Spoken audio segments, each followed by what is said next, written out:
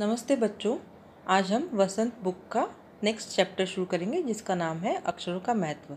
तो देखते हैं अक्षरों की कहानी। यह निबंध गुणाकार मूले ने लिखा है। इसमें अक्षरों के इतिहास के बारे में बताया है। पुस्तकें अक्षरों से ही बनती है। आज दुनिया में हजारों पुस्तकें रोज छप रही हैं। रोज समाचार पत्र व पत्रिकाएं छप रहे हैं। आज हम कल्पना भी नहीं कर सकते कि यदि मनुष्य इन अक्षरों को न जानता तो क्या होता। माना जाता है कि अक्षरों का ज्ञान किसी ईश्वर से मिला है। जी हाँ, पुराने ज़माने के लोग सचमुच ही सोचते थे कि अक्षरों की खोज ईश्वर ने की है।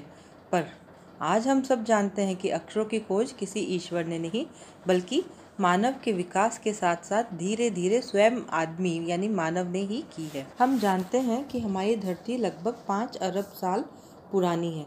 2-3 अरब साल तो शायद धरती पे किसी भी प्रकार के जीव जंतु नहीं थे। फिर करोड़ों साल केवल जानवरों और वनस्पतियों का ही राज्य रहा।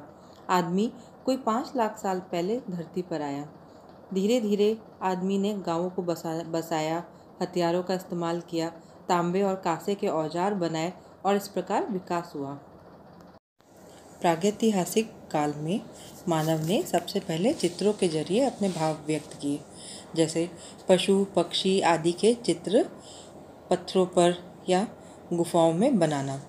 धीरे धीरे छोटे वृत्त के चहुं और किरणों बनाकर उसको सूर्य का चित्र बना दिया। काफ़ी बाद में आदमी ने अक्षरों की खोज की और इस सिलसिले को शुरू हुए मुश्किल 6000 साल हुए हैं। केवल 6000 साल, जी हाँ। और इसी के साथ एक नए युग की शुरुआत हुई। धीरे धीरे आदमी अपने विचारों का हिसाब किताब लिख कर रखने लगा। तब से मानव को सभ्य कहा जाने लगा और इसी से शुरू हुआ इतिहास। जी हाँ, इसी से इतिहास लिखना आरंभ हुआ। किसी भी देश का इतिहास तब शुरू होता है जब उसके लिखे हुए लेख मिलने लग जाते हैं। इस प्रकार इतिहास को शुरू हुए 6000 साल हुए हैं।